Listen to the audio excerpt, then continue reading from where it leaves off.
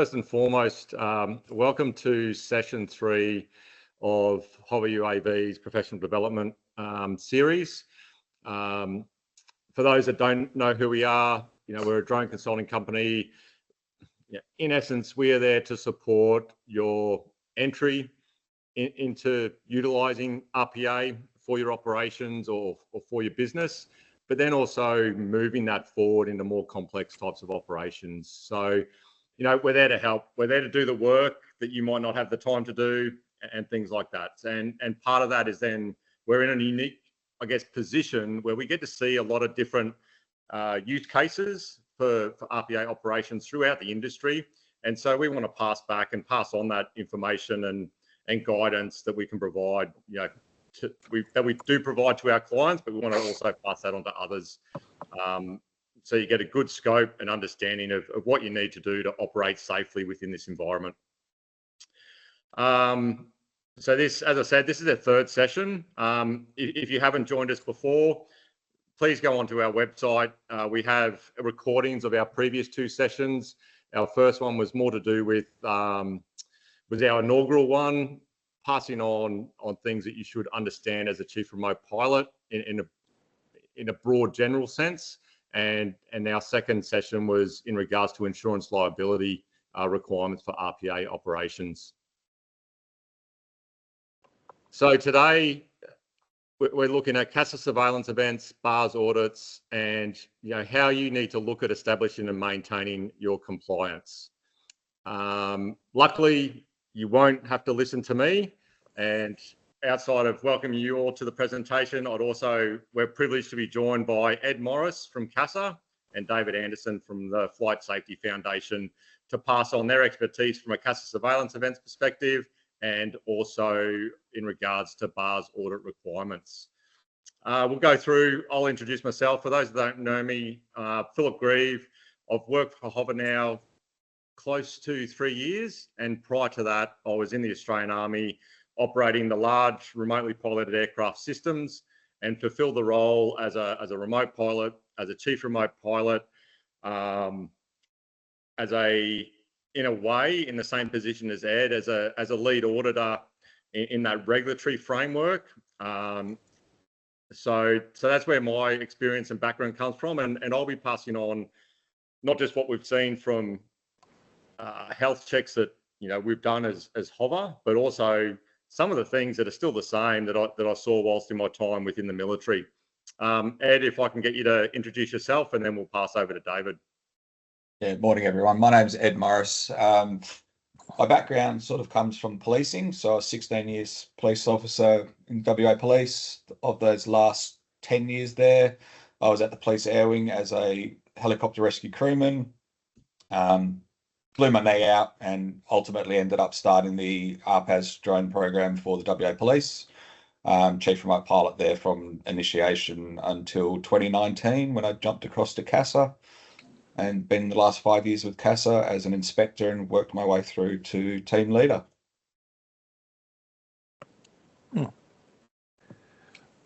All right, and g'day, my name's Dave Anderson. I'm the Managing Director of the Flight Safety Foundation's Australian office in the BARS program. I'm about 45 years in aviation as a mechanic, flight crew member in the Air Force, international airline flight crew member, aviation auditor, and then auditor, program manager, and managing director of the Flight Safety Foundation's BARS program. So we pick up on pretty much all aspects associated with contracted aviation, and that includes RPAS ops. So back to you, Phil. Thanks. Awesome. Thanks, Ed and David. So without further ado, I'm going to hand over to Ed and let him talk about CASA surveillance and oversight. Thanks, Ed. Yeah, no worries. Thank you. So CASA surveillance and oversight is a very detailed and could be a massive area. So I'm going to keep it quite simplified and generalized for you. If you have specific questions, we can go into those later. But I do kind of want to make a key point here that when we do CASA surveillance or oversight activities, this is not about Big Brother watching. This is not us looking from an enforcement perspective. It's about us trying to work with industry to improve the way things work, improve the safety systems, and benefit everyone in aviation, as opposed to my former role as a police officer, enforcement, that side of things. So look at the CASA surveillance and oversight as a way to review your systems and improve, as opposed to CASA's trying to get you or catch you out with something. That's certainly not our intent, and it doesn't breed a good environment if that's the thought process that everyone has. So today we're going to go over pretty much just what a surveillance event is, why we conduct them, how we select operators to undergo surveillance, what to expect during that surveillance event, and then the findings and results of those surveillances and what happens after an event's occurred. Okay, so what is a surveillance event? There's essentially 4 types of surveillance events. We do planned surveillance, which is basically through our national surveillance selection process. We have a group that meets once or twice a year, and they will basically go through and plan out and map out who's going to be receiving surveillance across the course of the next 12 months. So these sort of planned events are done well in advance. They're targeted, and we sort of look from a risk perspective, which I'll go into a little bit later. Other surveillance we can do just response events. So that's where there may be an incident or an accident that we want to look into, or get a further understanding of why it's occurred, and prevent it from happening anywhere else in the industry, essentially. Likewise, and similar to that, is campaign surveillance. So this is more where we're about looking at a certain sector that's emerging in risk, and we want to have a harder look at it. So this could be something like a drone light show. When they first came out, we probably put a little bit extra scrutiny on those because we wanted to get a better understanding of them and some of the risks associated. So we can do certain campaign targeted surveillance in those areas. And then regulatory services. So these are assessments or reviews relating to an approval you might have, an exemption, a variation, or an instrument. So we might target that and say, okay, we want to have a look at that and just see that you're doing things the way we agreed you'd be doing it, and in compliance with that instrument or authorization. We classify our events as level 1 or level 2 surveillance events. So level 1, you could look at it as our larger pre-planned sort of surveillance. We will come out to site most times. We will spend a day on site, and we will go through all your systems and processes, your manuals, and have a look at that in greater detail.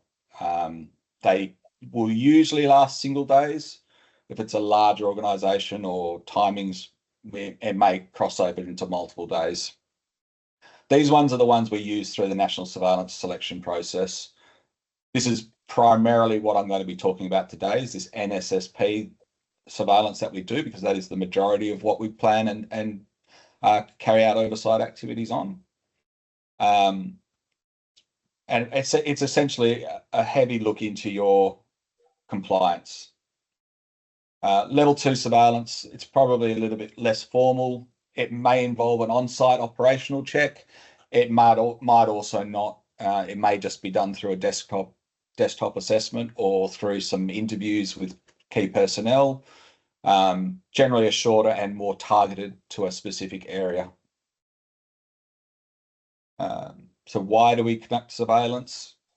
Okay, so essentially we want to maintain compliant operations, maintain aviation safety. We do that initially through your documented practices and procedures. CASA reviews those documented practices and procedures, finds them acceptable, and you operate in accordance with those. What we tend to find is when people start straying away from these accepted procedures, we lose compliance. And when we lose compliance, we come at risk of an event occurring. Some sort of catastrophic event. It might be just administrative non-compliance.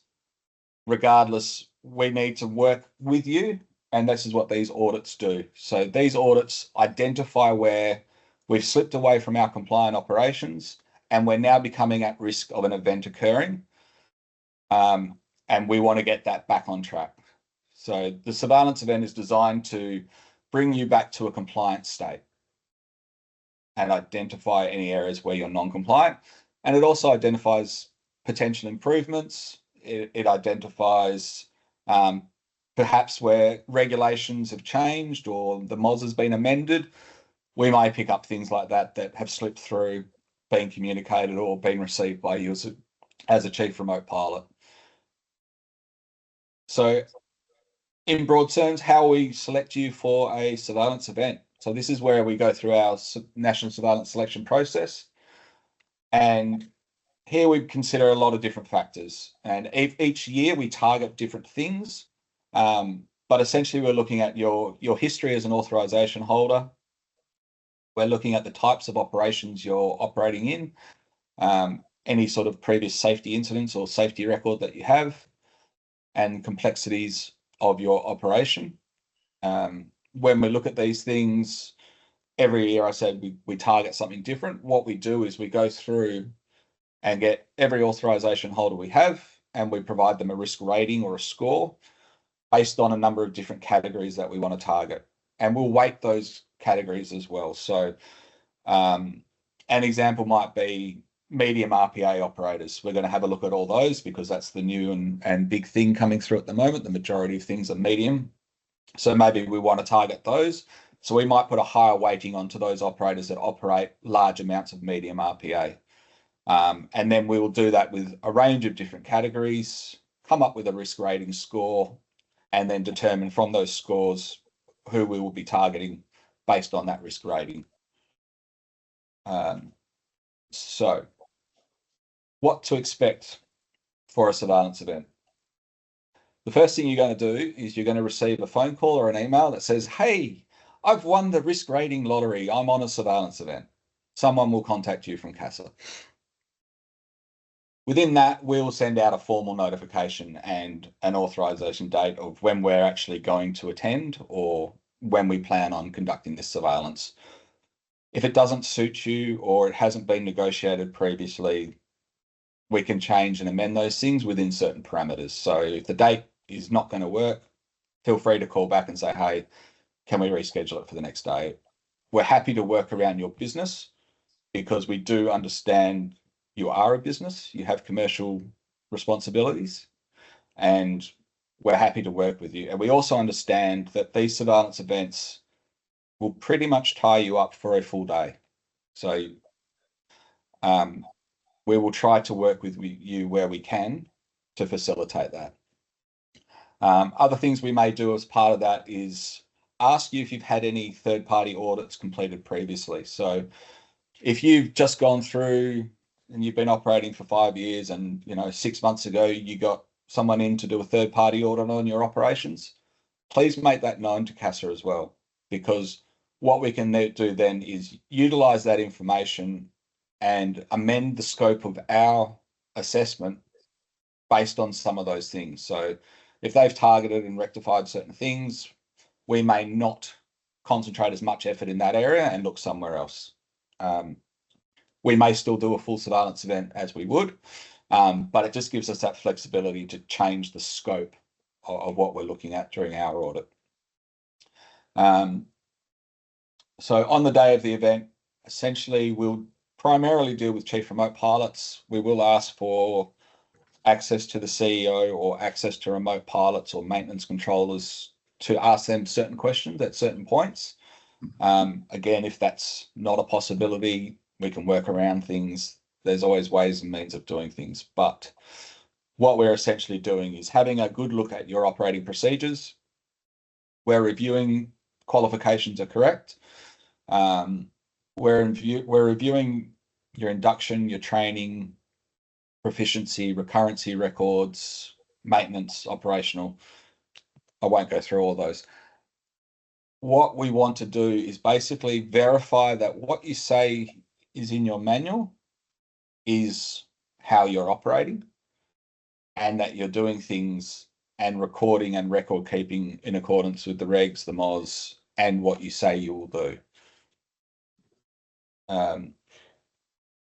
Throughout the surveillance event, we'll be taking notes, we'll be gathering evidence, and And essentially what we'll do is we will come back to one of three sort of findings. We have safety observations. So this is something we'll issue where we've looked at something in your manual and we've gone, okay, it's not a safety risk. It's not against regulations, but maybe there's a better way to do something, or maybe there's something that could be clarified or become less ambiguous that we think could improve your operations. This is something you do not have to action. It is just our feedback to you to say, hey, have you considered this? Next, we have safety findings. So this is where we will issue a finding based on some form of breach to regulations, and it requires a corrective action. So when we look at these corrective actions, we will be asking for you to respond to us in a formal manner. This is something you must respond to us with. And we will look at primarily three different things. We want to see what the root cause was. So why did this happen? How did it go about happening? We want to look at what you're going to do in the short term, the immediate term, to rectify it so that we're not breaching regulations. And then we want to look at what are you going to do from this point on to ensure that this is not going to occur again. So these will usually result in changes to your operations manuals, changes to the way you're doing things, or more clearly identifying and recording how you're going to do something in order to rectify that safety finding. Final one is a safety alert. So this is a really serious safety issue. This is pretty much us looking at your operations and going, this is not safe. You need to stop now. And we will generally ask for you to self-suspend your operations if it was at this point. Alternate to that, we can issue that alert and make you stop operations. It's a very rare occurrence. It has occurred in the past, but it is not something that is commonly handed out. You will generally find we'll be in the safety observation, safety finding space for almost all findings throughout the surveillance events. So what happens after we've attended on site is the assessing inspector will go back. They've got 20 business days to produce a surveillance findings report. It will basically summarize what's occurred during the event and answers and responses to each question, and then issue you a report which outlines any safety findings, any safety observations, any safety alerts. When you receive that report, you have 21 calendar days to respond to us. Just going to go back a step because I did miss something. When we issue these reports, it is not the word of the sole inspector. So yes, we may send one inspector out to site. They may ask the questions and they may gather the evidence. When they come back, they write the report. That report is then peer reviewed by another RPAS inspector or a team leader, normally a team leader. And that check is basically to make sure that we're not issuing findings where we shouldn't be, and we're not issuing findings where we should be issuing observations and vice versa. It's to make sure that we have a standardized and consistent approach, and that a finding for one organisation is still a finding for another organisation. We really want to emphasise that consistency across that. Once the report's been peer reviewed, it's then further reviewed by the manager of RPAS operations. So the manager will then read that report, provide their feedback and any changes required before that report is then issued to you. So it's gone basically through 3 different people to ensure that we have that standardized approach when you receive that report. I've linked there that QR code. That will take you to the CASA website. If you scroll to the bottom, there's a CASA surveillance manual. That is essentially how CASA in its entirety runs surveillance. RPAS operations, I will caveat, does have some nuances. We're not the same as the broader aviation community. So things like the timeframes will all generally be the same, but there may be some differences in the way we do things. We run a different operating system to what others do. So there are some different nuances around that as well. Other than that, I've linked your QR code there. That'll take you to the CASA questions inquiries website, or you've got my details on the right-hand side there as well. That is a broad overview of how the surveillance works from CASA's point of view. I do want to reiterate, we're not there to catch you out. We're there to assist you. We're providing you an inspector on site.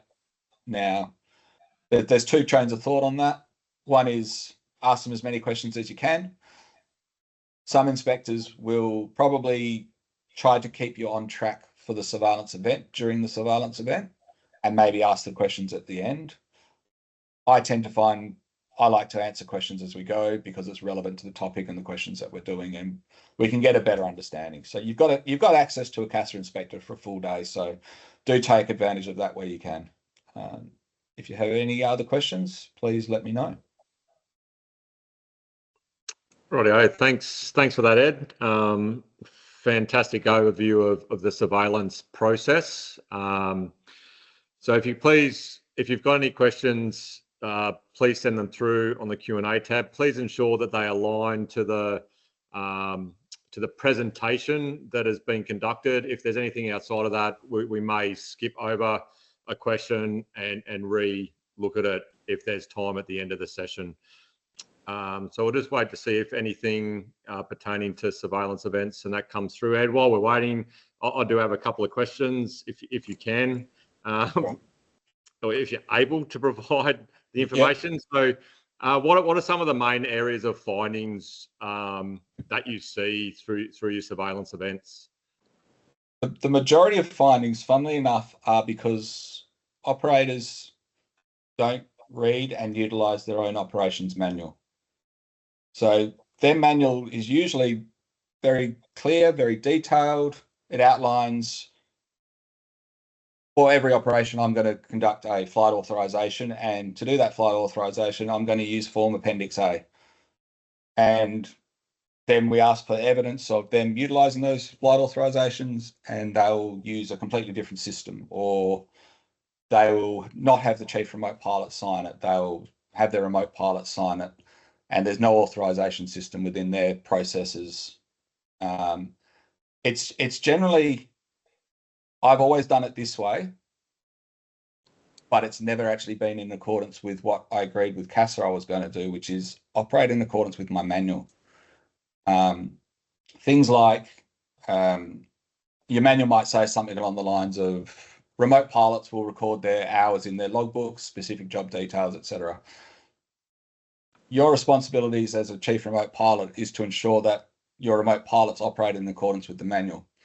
So provide me some evidence as to how you're providing oversight that your remote pilots are recording their logbooks.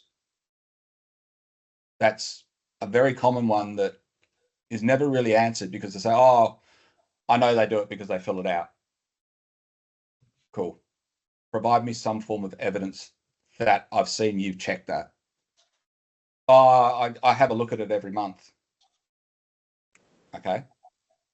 Provide me the evidence that shows me that. All right. And it's not trying to be onerous. It's just, we want you to be able to evidence that you're doing things the way you say you're going to do things. So in the case of remote pilot logbook, it may be that I check it every month, I sign and date it.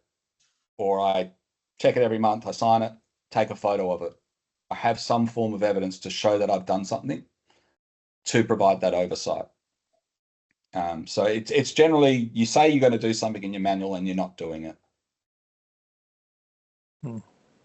Yep. Thanks, Ed. We do have a question through from, can you scroll? I can't quite see who it's from. No, from Brett.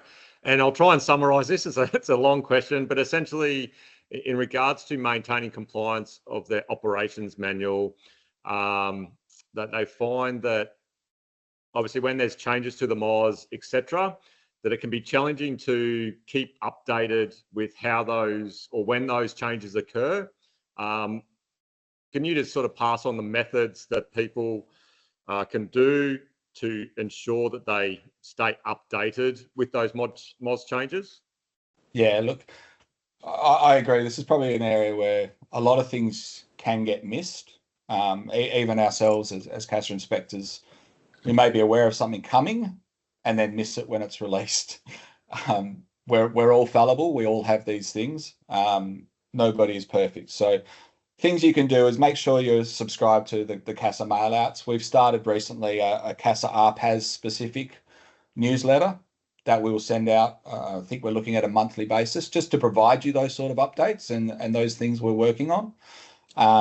There's the legislation registers where you can subscribe to and you can be notified of any updates and changes as well. Awesome. Thanks, Ed. Just obviously, time's going on, so we might save any more questions to the end of the session if we've got time. So still please send them through. David, we are going to hand over to you and let you go through your presentation. Wonderful. Thanks, Ed. Great presentation, and thanks, Phil. So hopefully if I can conquer technology, you should get that on your screen there. That's good. Good? All right, awesome. G'day all. My name's David Anderson. As I said before, I'm the Managing Director of the Flight Safety Foundation BARS program. Program itself's been running since 2010, working for contracted aviation services, and we started off looking at the helicopter and fixed wing operations, and it was around about 2013 where our main customers are the mining companies or the resource sector, started asking questions about what does safe operations for RPAS look like in their day-to-day operations. And you can imagine that there's a lot of RPAS utilisation for the resource sector across their mine sites because they're different infrastructure and things like that. So just check, have I got my screen? Is my presentation on the screen? Yep. All right, then it's not showing up on mine. So where the BARS for RPAS comes from is the standard is what we call an industry standard. And then we looked at the resource sector and the foundation, through what we call the Technical Advisory Committee, sort of said, all right, what are the risks that you're really looking at? Now, the BARS one is based on risk. The R in BARS, Basic Aviation Risk Standard. So it's based on that. Whereas what Ed was talking about before is compliance with the national regulations framework. And there is a difference. There's a lot of overlap, but there are some subtle differences and things like that. But what the resource sector came back with was these material risks. What's really keeping them awake at night, and what do they want to manage? And things like quite clearly one, a drone or an RPAS impacting an individual, operations with an RPAS where it might intersect with helicopter or fixed wing operations, and there's been a couple of cases like that already on the books. BV loss operations, departing the flight plan and ends up in the spot that they don't want it to do, all the way down, and even to the very last one there, the reputational risk for a resource sector organisation if something goes wrong. And we've all seen what happens to the resource sector and how they're very sensitive to reputational risk.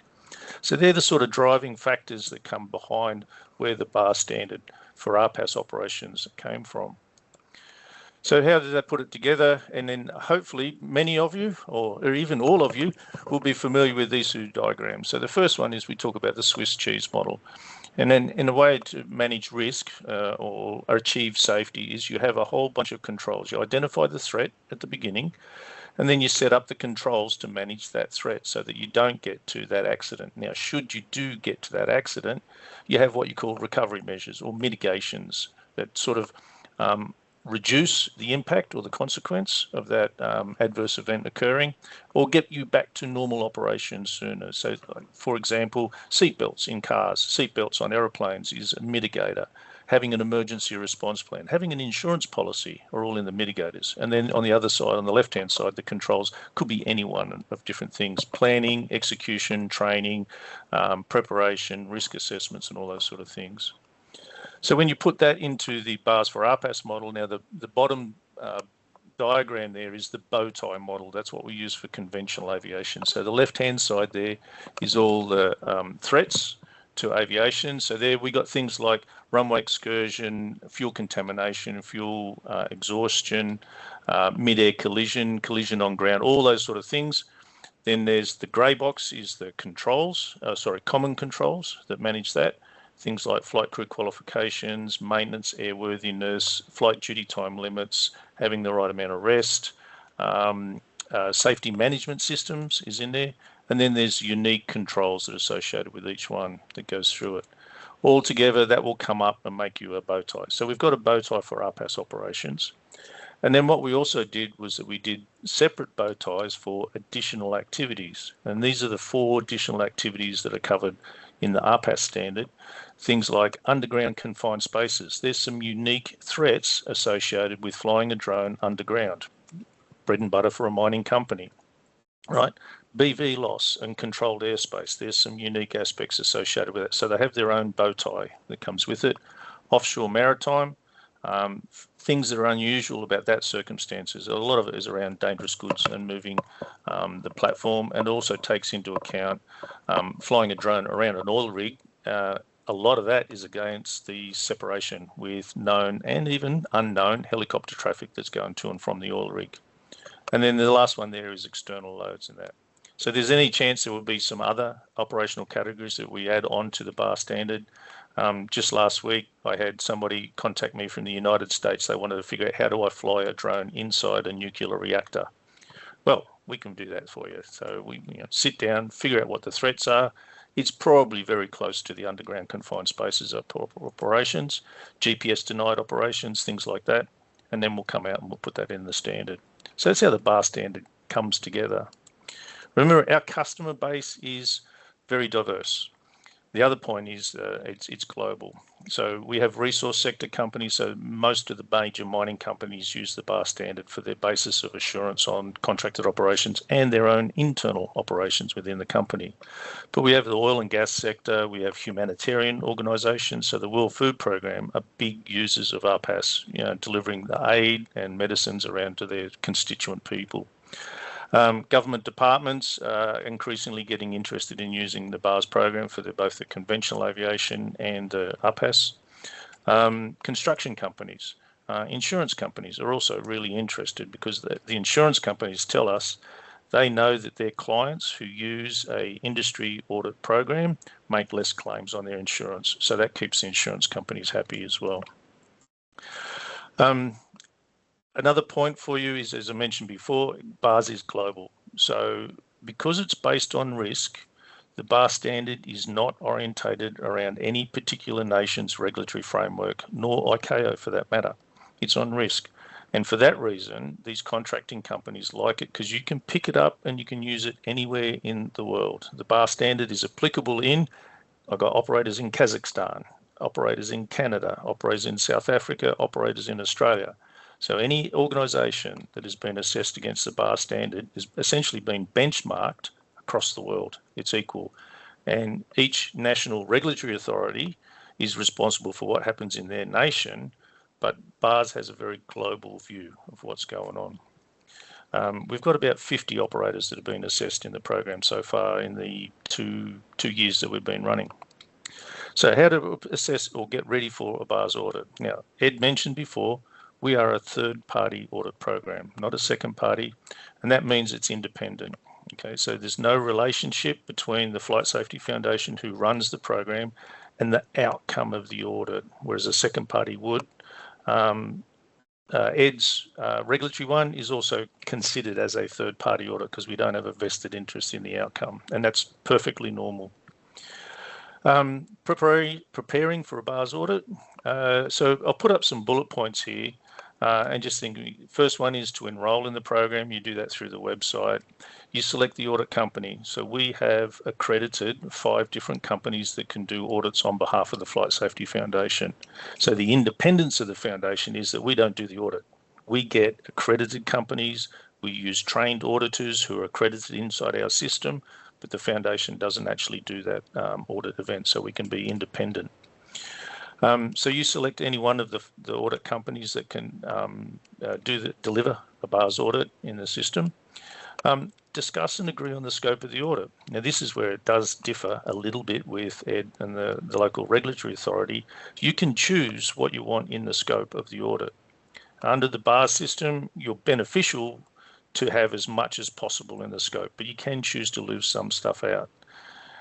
One of the things about BARS is that multiple companies will use us. So we've got 7 of the top 10 mining companies in the world use the BARS program. So one audit will satisfy multiple customers in that respect because they sign up and they say, yep, if they meet the BARS standard. More correctly, what BARS does is demonstrates that the organisation can meet the BARS standard as and when they want. And again, I'll go back to Ed and the difference. Compliance, you need to meet each and every day you take off with your RPAS vehicle. With the BARS standard, one customer may say you want BARS, another customer might give you a different set of requirements. Our goal is that we get everybody talking the same language. So decide the scope of the audit and have that clear in your mind. One of the problems we do see sometimes is people who change their mind and they get into the audit and they go, oh, this is too hard, cut all of that out. And that makes a lot of logistical problems. Sign the agreement. The agreement sits between the foundation, the audit company, and the operator who's being audited, and you get your own checklist. Our system will give you a checklist so you know all of the questions that will be delivered to you during the on-site phase of a BARS audit. So there's no surprises there. The standard is known, just like the regulatory system, the standard is known. The checklist, we generate that from our question bank, and it's unique to each operator who's been audited. So it's tailored for your needs.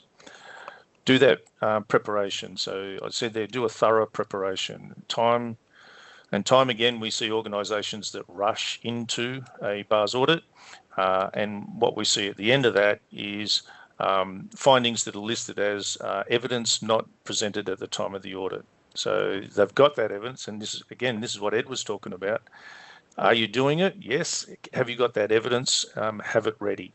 So you can, when the auditor comes in, they say, here's the question, what's in the operations manual or appropriate document, and then demonstrate the evidence that's there. So preparation time is key for that.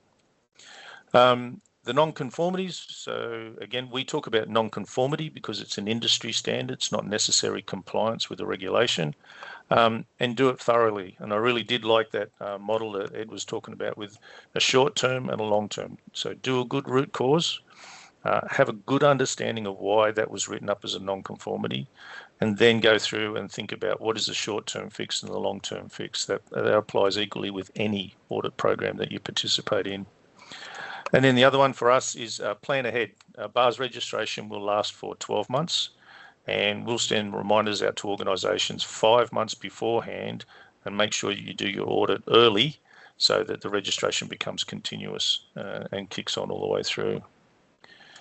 So they're the sort of things that for preparing for a BARS audit, and the same thing, the philosophy is the same, it's support, it's an industry audit program, it helps you do safe operations.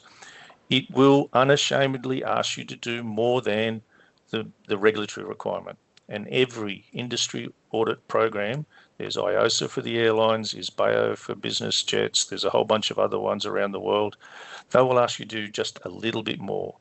And the example I give is that imagine if you're a business jet operator, would you put your CEO in a business jet where the pilot has just got their brand new commercial license, or would you ask somebody who's got a bit more experience, a bit more knowledge if you're going to do a high risk activity? So that's an example of where the industry standards will ask for a little bit more, or additional risk assessment or something along those lines. One of the things about the BARS program is that we collect information, we collect data, we see all of the non-conformities, and in our conventional aviation we've got more than 20,000 non-conformities that are raised. So we can actually see trends of where people are not meeting the standard or not getting things exactly right, sort of thing. And then that's really valuable information. Anyone who works in safety systems will understand the difference of leading indicators versus lagging indicators. When the ATSB investigates an accident, that is coming up with a set of lagging indicators. These are the factors that led to an accident. Audit programs give you leading indicators. These are deficiencies that were identified before there was an accident, If you can do trend analysis on that, then you can start marrying up some information about where are the areas that you need to strengthen your operations so that you don't end up with an accident.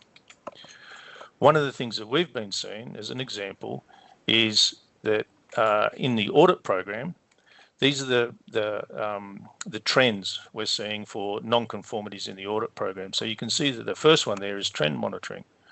We're seeing from the program is that there's a lot of findings associated with not doing trend monitoring on your battery health for battery-powered RPAS. Then when we look at accident data, so the operators are logging their accidents that they have inside our system, we're seeing a big chunk of the accident events due to battery failure. So here's your leading indicator and lagging indicator. We know that people aren't doing trend monitoring, and we also know that there's a lot of RPAs that are crashing because of battery failure. So there's part of the solution for you.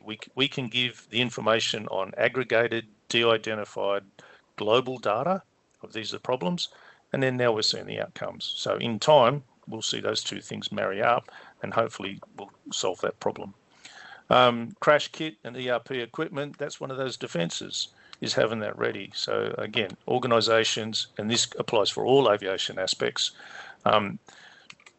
one of the deficiencies we see time and time again is that the emergency response plans have gaps because people don't test it, they don't know what's going on, and come that sad day that they do have to activate your ERP, the communications list, the phone numbers are wrong, that person's disappeared, this is not working, all that sort of stuff. So that's what an audit program will say, encourage you to revisit your ERP on a regular basis just to make sure that they're all correct.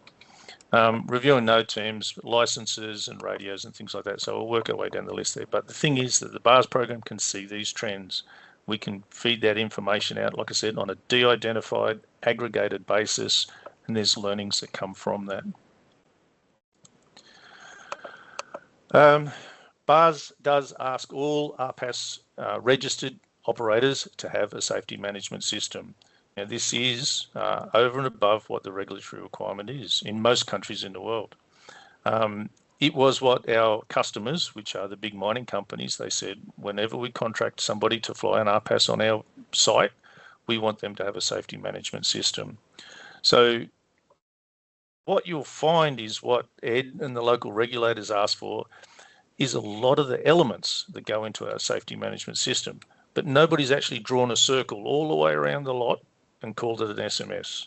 So the fact that you're doing risk assessments, that's a big chunk of it. If you're doing some sort of assurance aspects inside your organisation of checking things are okay, that's part of SMS. If you communicate about safety as part of an SMS. If you have accountabilities for who's doing what, that's part of an SMS. So BARS does do that. So we're seeing some trends. You can see there is safety performance indicators. Right? Organisations are not actually logging down as what are our SPIs and then track themselves against that. So again, this is a learning curve for the RPAS community. I think it's really important. It's coming out through the BARS program, and we'll see the results in years to come of where safe operations are maintained. So I think that's about all. As usual, I could talk long and hard about all sorts of aspects with safe operations.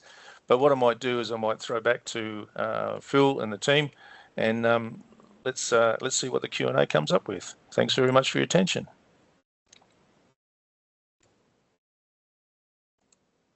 Have a look at what questions have come through. And again, I'm going to try and summarise this question. So in regards to for organisations that want to start doing BV loss or additional items that you mentioned through the BARS audit, that could be add-ons to the BARS audit process, how soon should they say that they're ready for that type of audit? And could you just expand on maybe some of the evidential requirements needed before then moving into those types of add-ons? Yeah, brilliant question, and we come across this a fair bit now. And this is the difference to what Ed and the local regulatory authority folks have to deal with versus an industry program. The local regulatory authority will grant an approval based on half of the information. And that is that, like, if you want to do BVLOS, you'll write up your operations exposition and say, this is how I'm going to do it. And it's almost like an act of faith in some way, is granting an approval for somebody to do an activity they've never done. You think about Bonza Airlines. The regulatory authority had to grant them approval to operate, but they've never flown before, as a thing. With an industry program, our expectation is that the organisation is, we'll use PSOE, so present, suitable, operating and effective, that you've got the controls in place. We cannot give you the ability to do an additional activity. That's the regulatory authority. They do that. But what we want to see is, if you're going to do BVLOS, and remember, I'm essentially acting on behalf of our customers, those big mining companies. They don't particularly want somebody learning how to do BVLOS over the top of their mine site. Their risk appetite is not at that level. So for us, our expectation is that the organisation has published procedures inside their documentation. They have experience and they have the ability to demonstrate evidence that they can do that activity before the BARS audit is commenced on them. So yes, I know it is chicken and the egg, but we're not an approval authority. We will test that, can you meet the BARS standard on a particular day? So there is a subtle but important difference in the way that we look at things there. Ed, if I want to throw to you, does that make sense? And you want to comment on how you go through an initial approval process? Yeah, what you said there is quite well phrased, in that it's almost a leap of faith. So we've obviously got standards that we've looked at over time and refined that we will assess against. Sometimes those standards have been relaxed over time. Sometimes those standards have been increased. And that's an ever evolving sort of a process for us. So yes, you're right. It is a leap of faith. We have standards that we assess against. All our inspectors are trained to look for certain things and assess certain things. So that pretty much aligns exactly as you mentioned it there, Dave. Yeah. So if I just expand on PSOE, present is the you phrase it? Are the operating procedures present? Do you have a process for X? Do you have a process for Y? That's published in the manual. Are they suitable for the activity that they're there? You can do that before you actually take off in your drone on a BVLOS operations.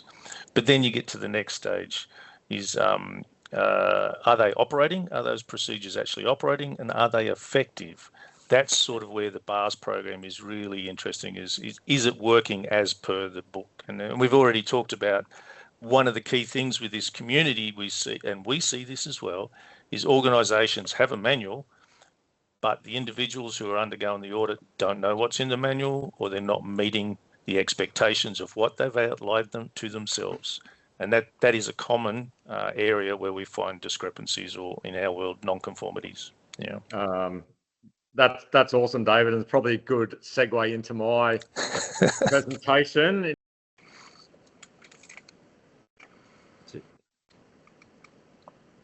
Awesome. Rightio. So understand, I guess what I'm going to go on with now is really, look, I'll caveat with, it's not going to be for every organisation. You know, things need to be scalable. It might apply to you, it might not apply to you. But these are just things that I've experienced and seen, and sort of relates and goes back to what both Ed and David have said in what they see through their auditing of surveillance events, and how you as a CRP can think about and what you need to consider to try and establish and ensure you're maintaining that compliance. So first and foremost, I think both Ed and David covered it. It's know and understand your requirements, and that's not just yourself as a CRP. Like that's the first part. You need to also ensure that your CEO understands your requirements, and that sort of falls down to sort of one of the other points I've got there, where in larger organisations you're going to need buy-in from upper management. You know, to maintain compliancy is going to take time and effort.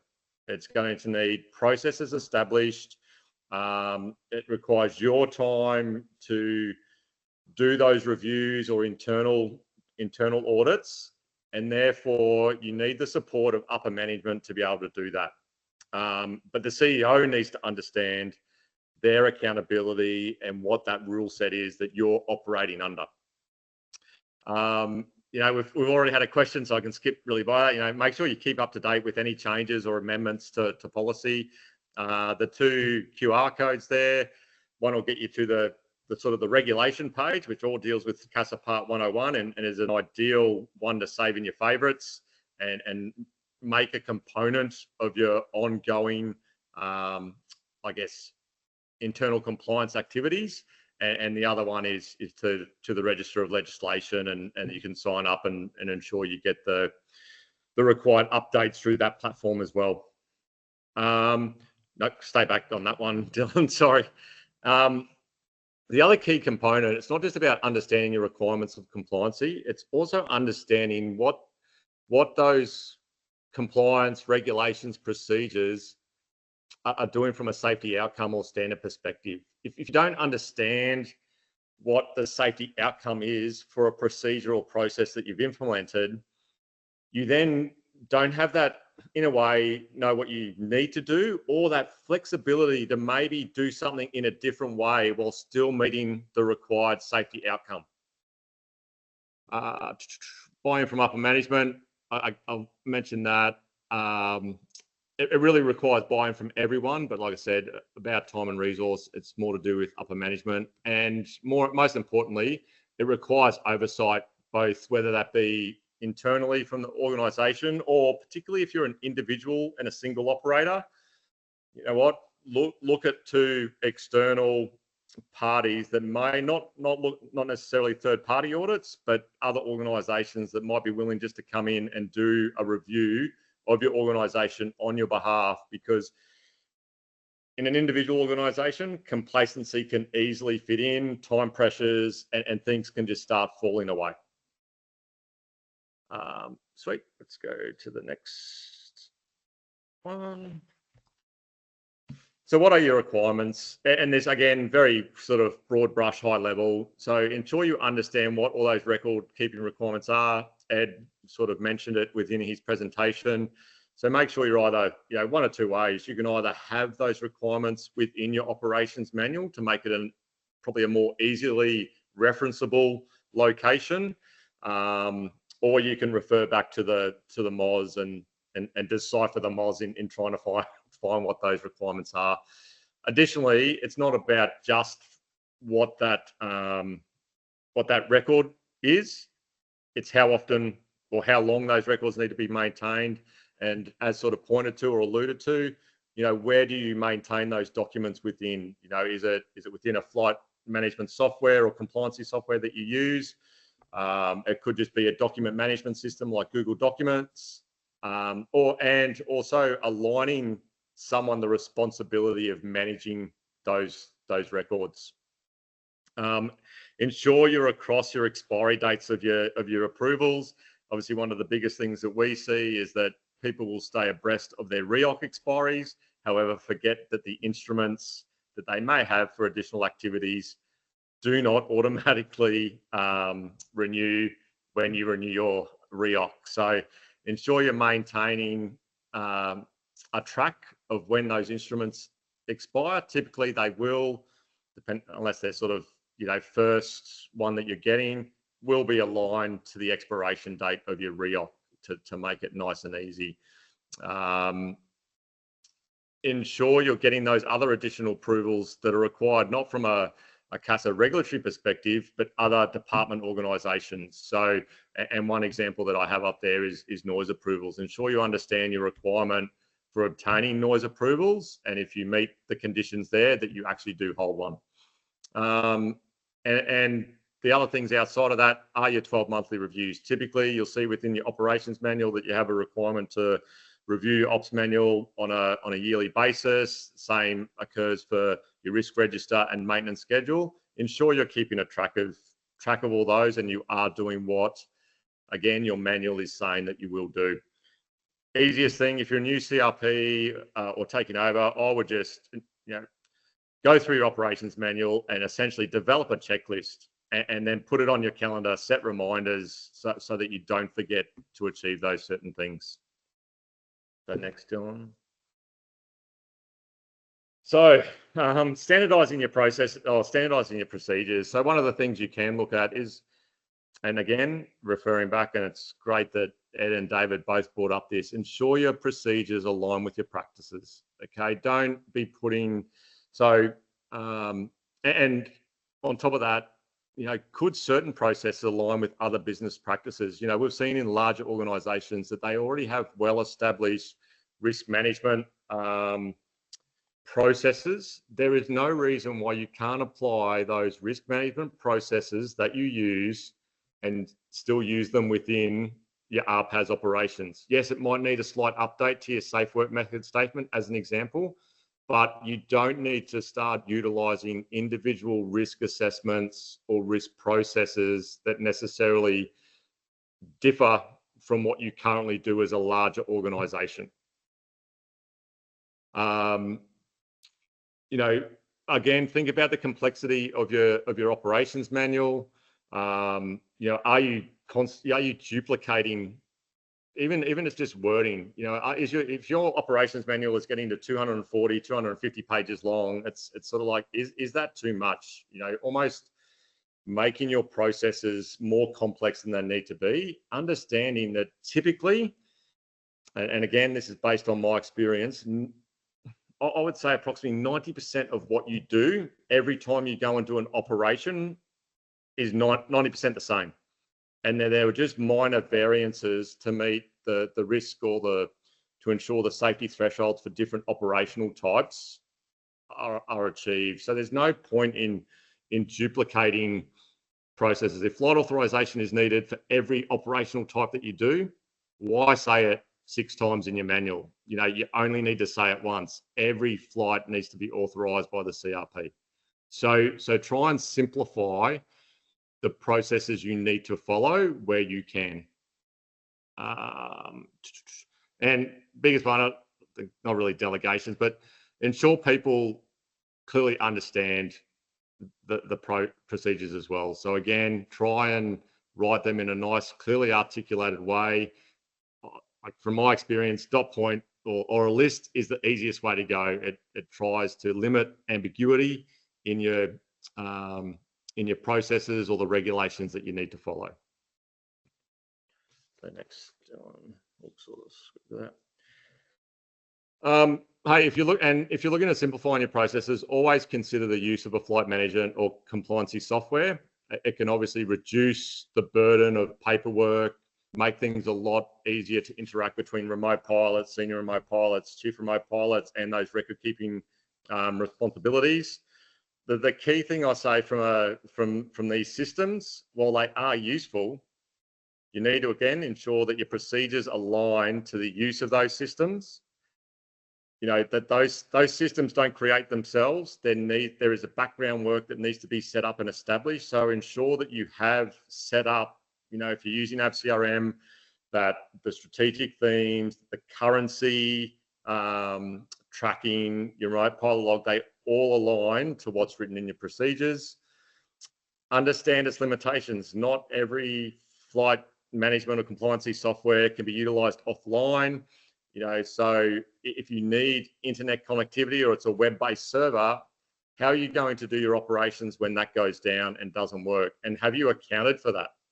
So again, consider those times when those systems are available. Do I have a procedure in place that allows me to still go and fly when those systems are down, and an alternate method of compliance?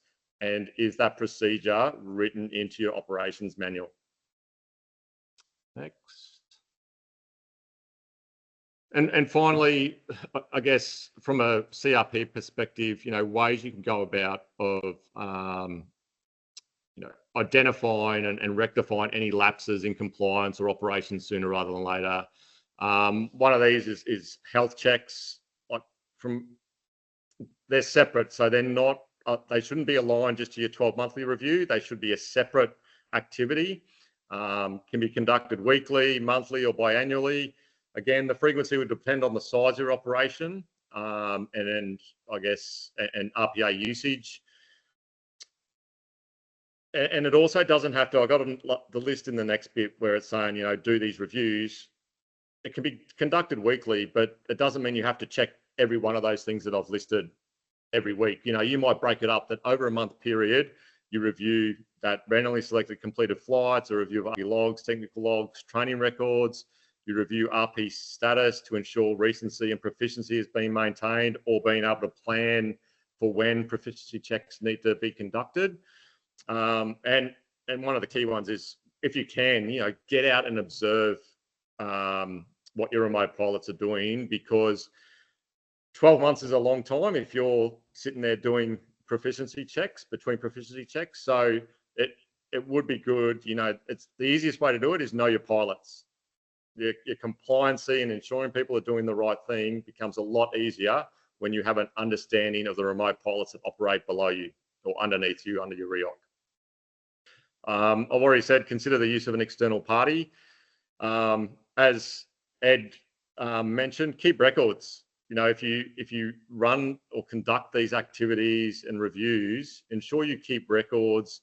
You know, what was identified, what was done to rectify it, because then really your next review should go back and check whether that's still being implemented and still working. Most importantly, keep the CEO informed. You know, if you're not a single operator, it's important that the CEO is informed that these checks are occurring, because they are the ones that are ultimately held accountable for any operations under the REOC.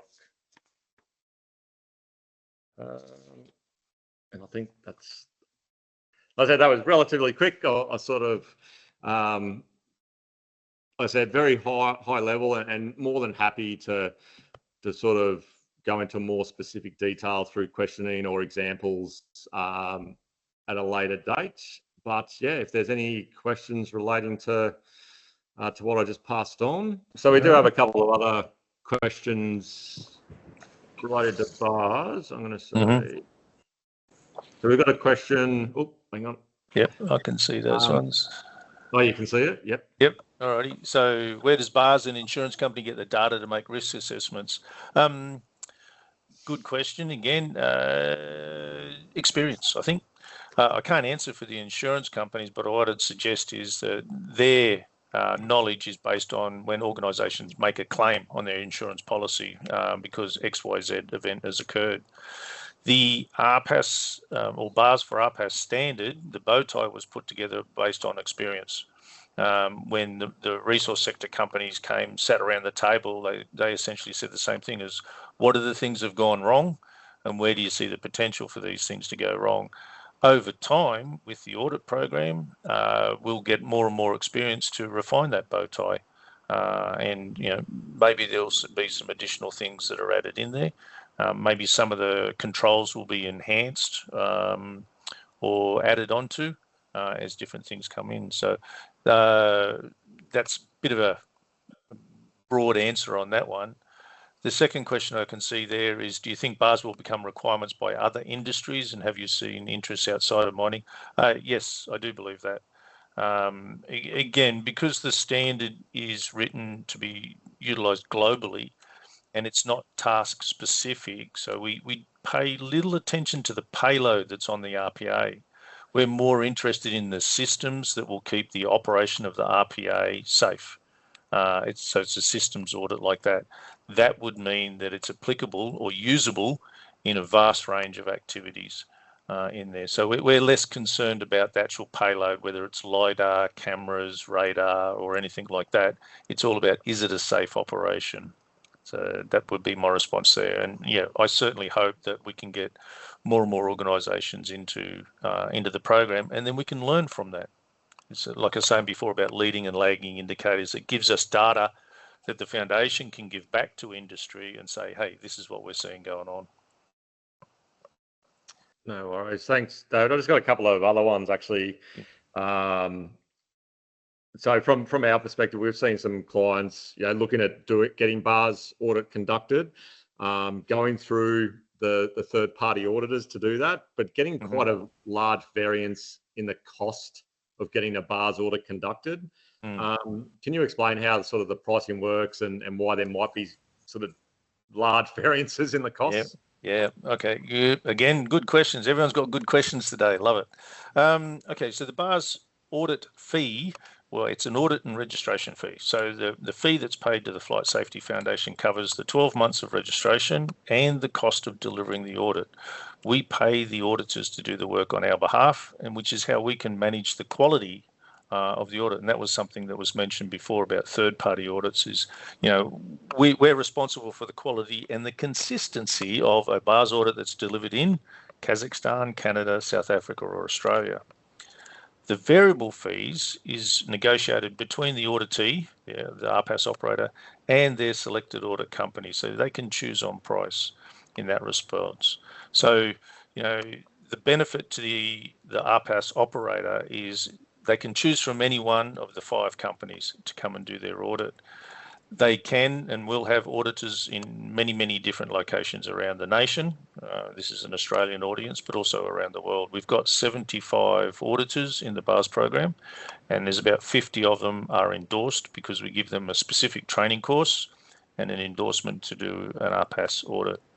So my recommendation for all the operators who are interested in doing BARS is approach all 5 audit companies and say, hey, I need an RPAS audit done in this location in the month of September. What can you do for it? The foundation sets the minimum fee, and then the variable fees are discussed. We don't control that, and that's where you're seeing this variation in there.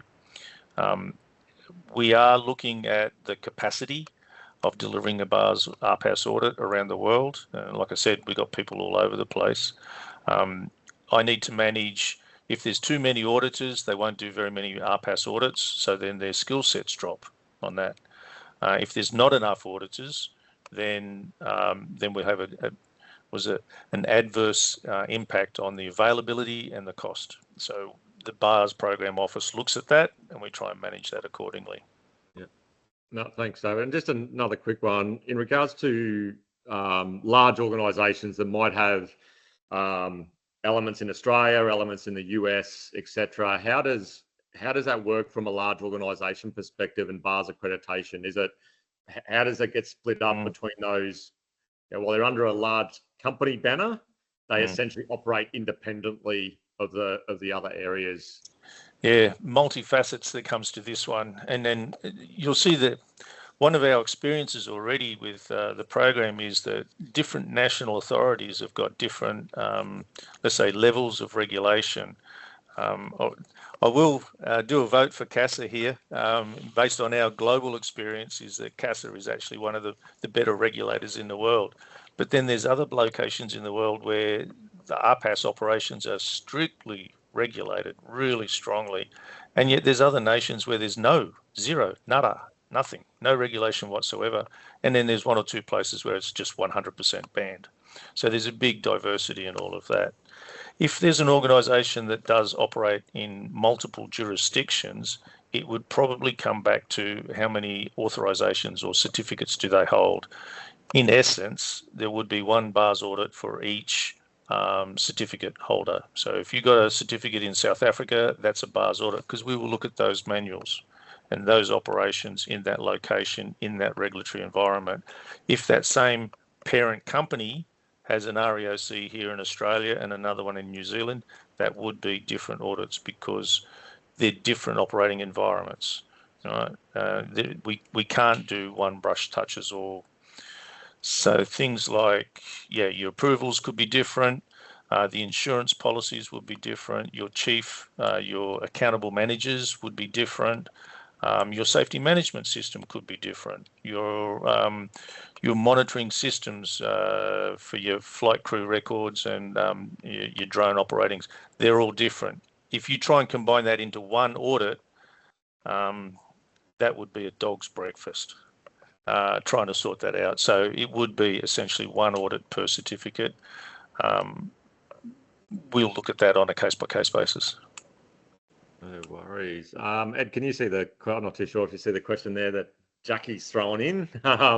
So is it, it's got a question just asking whether surveillance events are only for REOC holders or can you also audit people operating under excluded?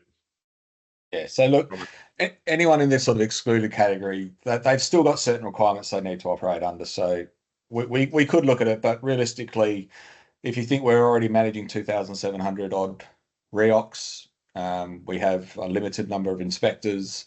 The reality is that's not going to be a high priority target for us. They're already in a lower risk category of operation that we are happy to accept at this point in time. What's more likely to occur is some form of incident or complaint or non-compliance has been identified to us, where we may look at that person or operator, probably more from an investigations and enforcement point of view. So we may find detection data that says they're continually operating above 400 feet without obviously any approvals. So therefore, we may target that more as an investigation rather than go back and try to conduct an audit. Awesome. I think that's it for questions. Anything else there, Dylan? I think we're pretty good. Yeah, I'll leave that one. Rightio. So what we might do from here is we'll end. I'll do a little bit of a close up in a sec, but what I'll then do is I'll probably stay online for the next sort of 10-15 minutes. So if anyone wants to just sort of ask questions, we got one just through.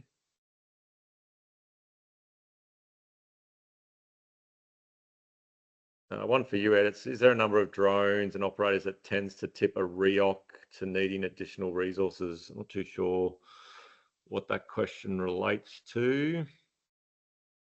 Stephen, can you sort of... I'll have a crack. I'm probably guessing he's sort of saying, okay, I'm a CRP and I have 5 remote pilots operating under me with 10 different RPA. You know, do I then get to 20 RPA and need X amount of remote pilots or additional resource? I'm guessing is the intent of that question. That's something that you as the operator is going to have to manage and determine yourselves. There's nothing from a regulatory perspective that says that. One of the common ones we get is, I'm the chief remote pilot of organisation A. I now want to apply to be chief remote pilot of organisation B. Our answer to that sort of thing is you need to be able to demonstrate to us that you can fulfill both roles appropriately. So obviously, if one organisation is running 100 different remote pilots and the other organisation is running another 200 remote pilots, I would find it very difficult to justify that you could manage both those organisations effectively to maintain that compliant state. Whereas if it was organisation A is 1 remote pilot, organisation B is 2 remote pilots, you could probably put together a case to justify that for us. Yeah, awesome. Thanks, Ed. Yeah, that's how like I was saying. We'll sort of wrap it up. I'll stay on the line if there's any other questions, but we'll stop the recording, and yeah, go on from there. So, first and foremost, thank you to both your attendance, to all that are online, and specifically to David and Ed for taking the time to pass on valuable information in regards to both surveillance events and BARS auditing. Yeah, it's been much appreciated, and Jackie definitely thanks you both for agreeing to it, and Ed, you can pass on our thanks to Scott and your management team for allowing you to jump on as well. Will do. I get muted there, David. I don't know. Yeah. Sorry, I was just giggling at the wall art comment, but thanks. Pleasure to be joining with all of you.